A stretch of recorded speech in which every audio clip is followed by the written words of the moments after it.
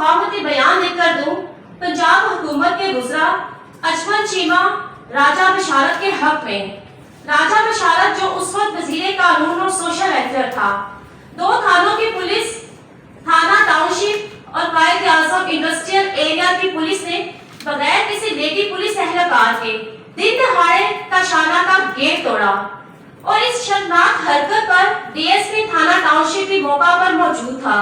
SHO Imran यासी ने थाने में मुझे बदतरीन जिस्मानी तशद्दुद का निशाना बनाया, मेरे शोहर पर जिस्मानी तशद्दुद किया कि मैं मफाहमती बयान लिख कर दूं।